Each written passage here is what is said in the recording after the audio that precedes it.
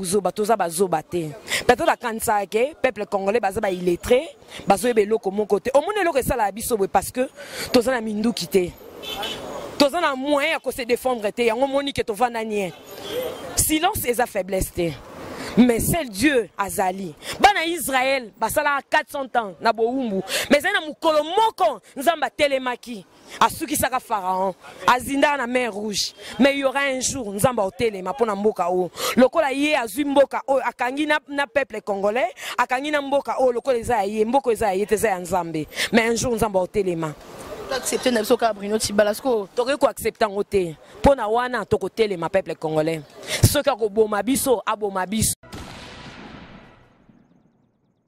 C'est un phaseur politique. Quand vous ramassez un phaseur politique, vous êtes premier ministre.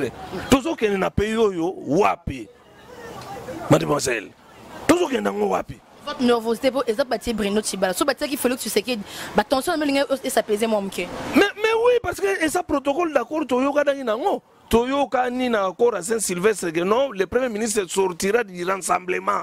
Le rassemblement va passer candidature Moko qui est Félix Tshisekedi. Mais madame, si on n'arrive pas à respecter nos signatures, nous sommes devenus des hommes ou des babouins. Désolation, parce que l'actuel salamiona d'abord est hors constitutionnel, est hors yabakor selon attente du peuple ndenge, tous les la magamao ndenge zali. Donc remarque tout ça que tout le monde Kabila lingi kimiate parce que procédure à nommer ministre et yebani na état oyo mboka ezali parce que sous dozi ba institution surtout na moment de dozolo bela bozali na kati ya illégitimité moko total soko do loba dozo do ba sénateur ba udo bazala kati ya quadruple ya illégitimité. Même discours à ce discours moro illégitime devant des gens au Bébaza illégitime le rôle à une assemblée.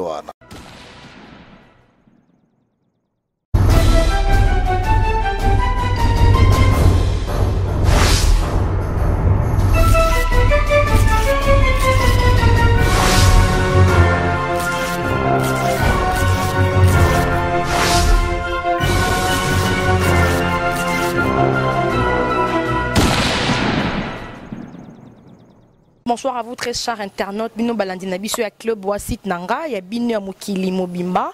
Moi, Tabita dans votre humble présentatrice, j'étais tranquillement Navandi Nanga Nanda Nalandi information. News car il y a 20h juste après Kak et puis Bakati, président de la République a nommé premier ministre. Juste après cette nouvelle, na bimi malamoro Liban, j'ai contacté mon caméraman Hermon Emporio. Na bouton on a commencé à chasser les informations pour vous par rapport à votre respect Bino Bolandara Biso. On va le faire ensemble, moi et vous, parce que comme on a Nayoki, c'est Bruno Tibala, Ezata, Valentin Moubaki, les gens s'entendaient que ça soit Valentin Moubaki ou que ça soit Félix Tshisekedi, mais c'est pas ce nom. Alors, Bito Tokotorezo a vie à Batouana, Toluka combattant, Tina Bandak, bon, seulement cette nuit, on va le faire dans le respect Nabino, ensemble avec vous, toujours déjà les bandes Naboutou. En tout cas, merci à vous, Bino Bolanda Biso, merci à mon boss de la nation faiseur de star, merci papa. To Milibanda, c'est qu'on a Bino qui nous a information, na balabal. En tout cas, na Boutou, nous avons enseigné bien na Boutou. Bonsoir. Quand tout est coquille, hein, toujours premier ministre. Bon, premier ministre en haut, Tozo Yoka, Izanani. Bruno Tibala. Bozo monate que président Yamboka o aosaka na peuple congolais. Ndeni. Peuple congolais a naïveté, a violé d'abord non ba accord parce que Bruno Tibala ndenga zawana asa longwa déjà na IDPS ba longola ekala asa la lisouté. Normalement mutakoy ko la premier ministre ezali Félix Tshisekedi. Au moins tu ga osaka na peuple congolais parce que ceux qui peuple congolais loko peuple congolais lingi pourquoi ya lingi en côté? Pourquoi? C'est moi qui Félix Tshisekedi est compétente pour nos premier ministre. Compétente par rapport à quoi? Parce que même Bible lobby la voix du peuple c'est la voix de Dieu. Pourquoi pas qu'on a au peuple bazolinga? Aux hommes on a été qu'ils ont une contradiction. Pourquoi? Pourquoi le peuple congolais a silika? Balimba s'est manifesté. Le quoi tous les mindou quitté, tous les locaux mon côté tout dans tous les locaux au salaté, il y a un monde absolument quoi toi naïf. Tout ça va naïveté. Tout ça va naïveté. Quand même Bruno Tibala azanani. Azan locataire. Donc on a pas yiba li sous Bomengo Congo. Ayiba. Alors le baran a combat eu de pèse. Mais non. Petit quoi à se prononcer non t'es parti ni azano. Donc si quoi or le baga na compte a eu de pèse. Donc faut vous fier qu'après ça mort na bino. Mon moins intéressant buzoba. Eza buzoba toza bazoba te. Peut-être la kansa ke peuple congolais baza ba illettré, bazo be loko mon côté. Au monde loko ça la biso parce que toza na mindu kité. Toza na moyen à se défendre te yango moni ke to vananie. Silence eza faiblesse te. Mais c'est Dieu azali. Bana Israël, basala 400 ans na boumbu. Mais na mukolo moko nzamba telemaki. Asuki saka pharaon, azinda na mer rouge. Mais il y aura un jour nzamba otelema pona mboka o. Lokola ye azui mboka o akangi na peuple congolais, akangi na mboka o lokola eza ye mboko eza ye teza nzambe. Mais un jour nzamba otelema. Accepter Nelsoka Bruno Tibalasco. T'aurais quoi accepter en côté? Pona wana tokotele ma peuple congolais. Ce qui a boma biso aboma biso parce que na mboka nyonso même na France pour avoir révolution et senga bat telema. Makila bat mususu etanga pour battre révolution. Même en Afrique du Sud, tout le monde n'attend pas partir de Salama. Tout le monde a battu belé, battu télémaka pour le lot, va commander Bazali. Si tu téléma.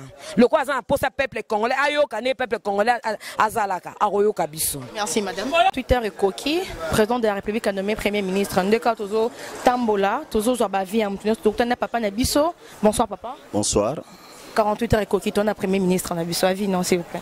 Bon, avis nangé zaliga désolation parce que acte salamiona d'abord ils ont hors constitutionnel, ils ont hors ya bakor selon attente ya peuple ndenge toza kozela magama ndenge zali.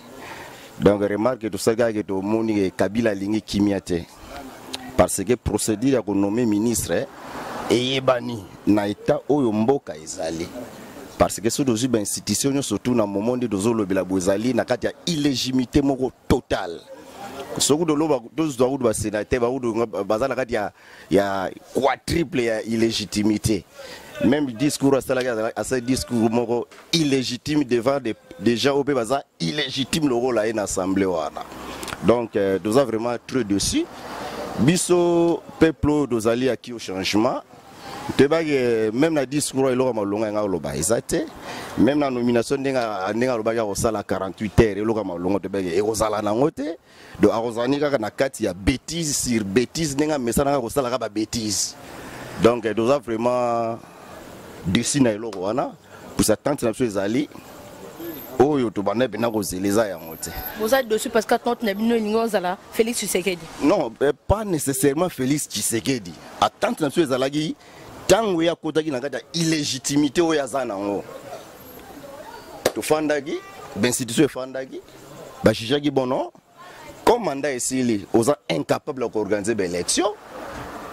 Pression oyo, biso peuple, na leader na biso défunt et Tshisekedi dia utikotika biso. Tant de pesa qui des carton c'est azoi gabi balé à jaune, to bongi c'est là qui déjà oya rouge. Et puis mon santé déjà gaz à tout coin ça déjà contre mur. Comment se santé là déjà contre mur? A sali attendre le boko na ba bandeko na biso ba évêque boya awa na kufa nini ote bosolo la bandeko ya politique situation ninge za ko kendela na ko kufa nde ba sali nini ke bon OK to fanda to solo la nde na ko solo la wana batiaki inane c'est comme yo ko na ka illégitimité inane o dozo cha oyo pona ko organiser ba élection. Quand nous avons organisé l'élection, la force surtout politique, la plateforme surtout wana, la sanganaki, la tel balobini ni était force ou ya politique do yebi na mboka zalini ni IDPS ba yaki, la sangani na IDPS, la sali force wana. Na masolo zunde ba sola ki wana, ba bege fo premier ministre abima ou ya organiser, a même moment surtout na ba élection, la force surtout wana ba tababité, babi biso to poni bino IDPS bo bimisa premier ministre yé pas alaki wana na masolo nyoso tona ba mikolo te chamaki yé pas signaki ya ngandimaki ba ko bimisa ministre moko ba ministre de buzobo ya nga memela bato wana ministre moko akouta na rassembler yo kan do msaye na IDPS bo bundi dro yo fabi mandenga muna. Vous devez être fier plutôt Bruno Tibala azapé moko IDPS. Ça sont des frondeurs. N'est-ce pas signé que faut outana rassemblement ba signé yé a signé kaka il y a renommé Kabila, renommé sur le ministre, il y a signé. C'est fini. Non, c'est Félix Tshisekedi. Quand Damien ça pesait mon pied. Aussi la bouse y a attente il y a peuple. Et puis même désolation n'a bien pour battre Félix Tshisekedi. Désolation vous allez nous pour azana nous respecter nous. D'accord, tous en nous désolé parce que c'est une personne qui ne sait même pas respecter les accords. Donc c'est ça. Donc nous respecter les accords. Et à tier oyo mutoyo attente à peuple les alliés et ça Félix. Tous attendre nani peuple congolais. Tous attendre nani na moment oyo. Te yende fois attendre nani, yende sur face attendre na désolation sur les oyola. To lâcher prise té. Yende Kabila face attendre na désolation sur oyola. Merci papa. Merci. Bonsoir. Les 48 heures et coquin, on a le premier ministre de la RDC. Mais biso de Sudoebaki en ok. Ata 48 heures en coquin mais bon, ne basi ba nego violé. Tozai na biso na tina 48 heures te. Toyeka ba oloba fo. Comment? Po bi bolingeza nani? Mais yo ebi tozana kata ba corps même ba ye muto alobi 48 heures. Aïdi que tout ça en d'accord. Aïdi que ndenge a remis président, ndenge ba obenge président. Ala kata d'accord. Mande ceci la gite. Na parlement e fandi yo ya lo baliboso nango. Basi basi ça gite. Accord ne mu defandi si bango. Mais net ya sala ki violation. Ata lo bay 48 heures. Bon ngamona ngo za ngoka normal net a sa violer. Na eba ya kosala ka violation ana tina muto pe ba ko bimisa Twitter na mona ki eza violation mais violation ana c'est possible violer pour programme ezaki déjà que lundi marche ezali moni bango ba osala pona mabumu na bango te ba osala pona peuple mais surtout c'est comprendre oui. Marche ezala parce que batier ministre Obinebo s'attendait qui n'a été c'est ça. Bon tout d'abord marche ça pour la premier ministre bâti au biso se fait dans le thé. Marche ça pour la violation ya accord. So bâti qui Félix Tshisekedi marche nous à lundi. Alinga ko sala te il fallait son ngaka accord. So bâti qui est a ko sala te. A ko son ngaka accord. A web ça bango il faut aussi ça no accord to signer après to zwa programme nyoso ndenge zalaki.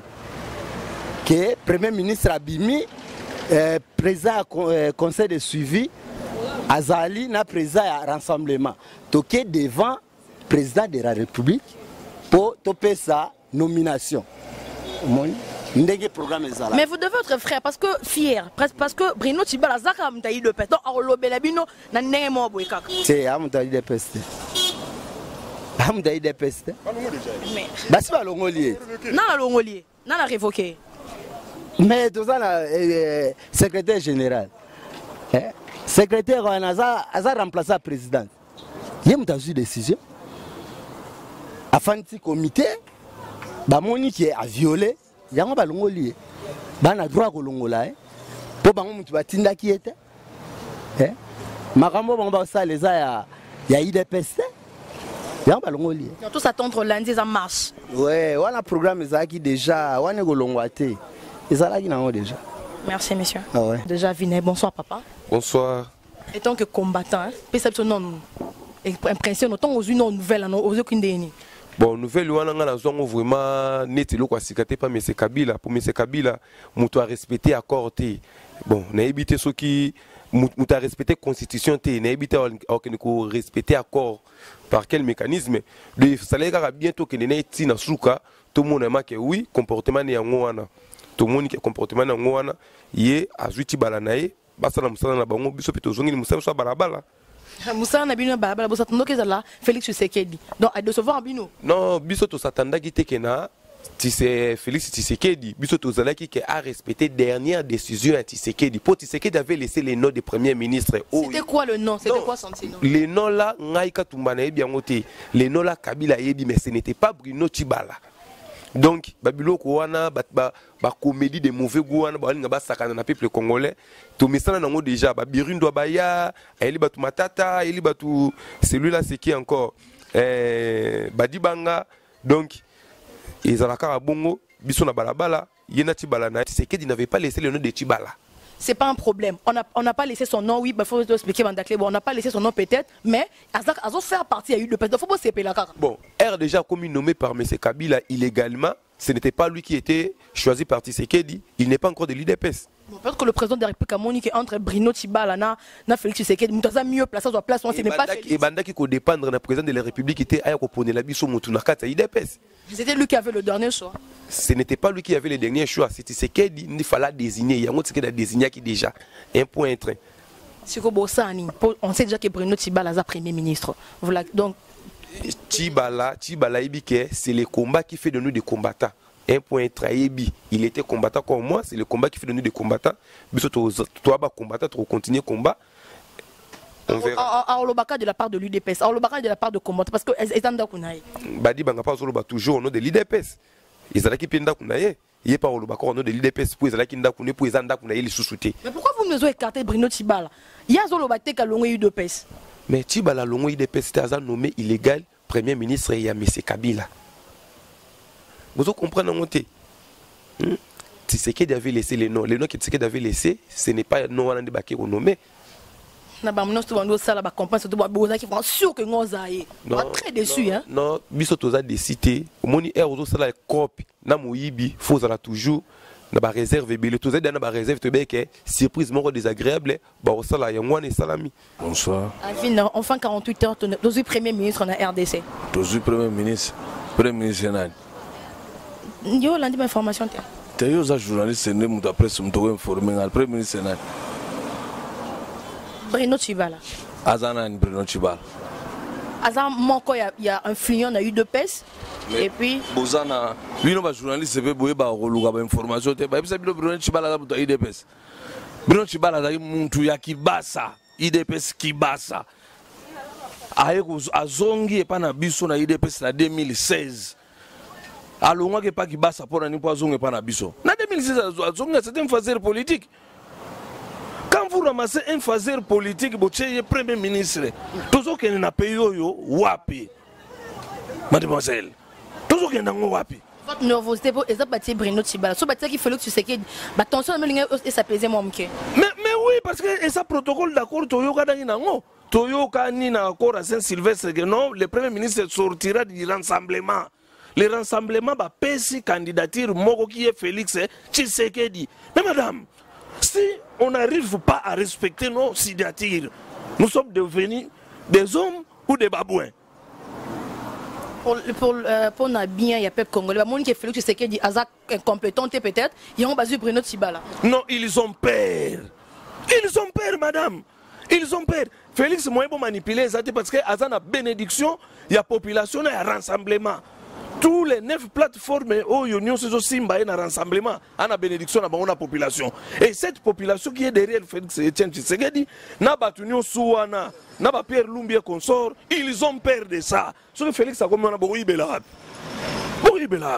de gens seront en prison, ils ont peur de ça. Mais on ne se laissera pas faire, on ne lâchera pas l'affaire. La lutte continue, victoire et certa. Qu'on s'attend à quoi, monsieur? Mais tout ce qu'on dit, madame, Congo Oyo, tozan a 25 000 milliards à partager. Et ça n'a gré à battre, mon gars, t'es baouliango. Biso tout n'a pas, biso fotoliambongo wana. Lit na biso wana. Partage équitable et à richesse, il y a sol, il y a sous-sol. Na chaque Congolais, ezalozamu Luba, ezalozamu Congo, ezalozamu Ngwandi, faut bénéficier quelque chose. Biso na IDPS parti o biso zanango, toebi bongo. Et to préparer pe na biso nenge wana. La liste va continuer. Des efforts fournis de Boyo Kanaki, que ce soit Félix, vous êtes vraiment dessus. Hein?